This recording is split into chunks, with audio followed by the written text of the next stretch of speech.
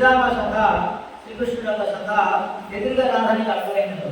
అటైతే వెంటనే రాధానికి వైపు మరి శాపం ఇచ్చారు. శ్రీరామ కూడా రాధానికి శాపం ఇచ్చారు. మీరు భగవంతుడితో దూరం అయిపోతారండి. దూరం కావాలి కొరగా కదా భగవంతుడు ఏం చేస్తున్నారు, భూలోకం వస్తారని. మళ్ళీ శ్రీకృష్ణుడు భూలోకం రావాలంటే ముందు రాధానికి పంపించాలి. బృందావనం ఏమిటి, ప్రజధామం ఏమిటి? రాధారాణి యొక్క స్వరూపమే ప్రజధామం. రాధారాణి యొక్క స్వరూపమే ప్రజధామము. సరాసుకోసి ప్రజధామము, రాధాపుణము, గోవర్ధనం అంతా రాధారాణి యొక్క అభిన్న స్వరూపమే. అందుకని ముందు ధామకీర్తి, తర్వాత నామకీర్తి, తర్వాత భగవత్కీర్తి. ధామకీర్తికి దూరంగా పడితే నామకీర్తి చేయలేరు, నామకీర్తికి రాకపోతే భగవంతుడి కీర్తి గానం చేయలేరు. అందుకని రాధారాణి యొక్క అభిన్న స్వరూపమే. రాధారాణి సుఖభోగవాటి ఆదరించనే ముందు రాధారాణి కొలువనే శ్రీకృష్ణుడు ఈ 84 రోజుల బృందావని భూలోకం పంపించారు.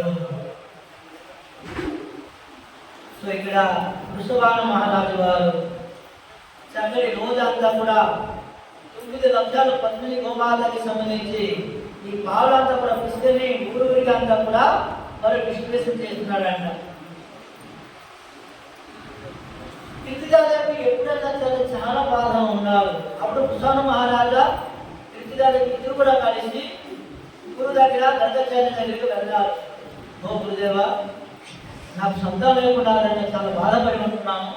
చక్కటి నాకు సంతానం వచ్చినట్ల ఏ ఒక దుస్సాహం ఉంటే దాన్ని పరిహారించండి.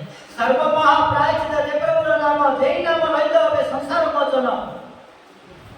ఈ సంసారంగా మోచనము, ఈ సంసారంగా మోచనం జరగాలంటే నీకు శుద్ధి కలిసి రావాలి. శుద్ధి దేనికి వస్తుంది? మనకి ఐశ్వర్యతత్వంగా చెప్పారు. ఓం పవిత్ర పవిత్రవా సర్వోస్తవా దోసురత్ పుండరీకాక్ష భాగంతరం శుచి ఓం విష్ణు హర విష్ణు హర విష్ణు. కానీ అందరు శుద్ధులకు ఆధారంగా ఇంకా పీరుడికి ఆధారంగా అనేక జన్మల ప్రార్థనకి ఆశిస్తుంది. ఏమి జరగదు? సర్వమహాప్రాశితో జయప్రభుల నామం. ఏమి జయప్రభుల నామం? హరే కృష్ణ మహామంత్రం. ఈ హరే కృష్ణ మహామంత్రం ఉపదేశం ఇచ్చారు వృషభాన మహారాజు వారికి కీర్తిదాదేవికి. ఇప్పుడు ఆమె అనుకూలంగా అయిపోయింది. హరినామోత్సవం చేస్తే ఆమె అనుకూలంగా అయిపోతుంది. వృషభాన మహారాజు వారు మధ్యాహ్నం 12 గంటలకి అంతా కూడా పాలు అంతా కూడా అందరికీ విశ్వ చేసేసుకొని వస్తున్నారు. వస్తే వారికి గహంతింద వచ్చింది.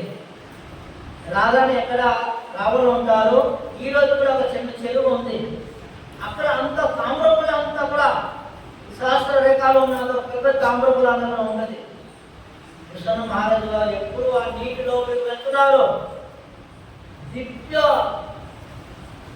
సూర్యకోటి సమ ప్రవాహ, కోటి సూర్యము సమభావంగా ప్రవహించినవడే ఆ పెద్ద తామ్రపుల పైన అంత జ్యోతి అంత ప్రకటిస్తుంది అంట.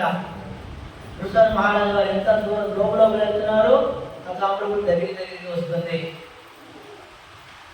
ఇటు చూసుకుంటే కీర్తిదాదేవి శివాహీనంగా ఇంట్లో పడి ఉన్నారు.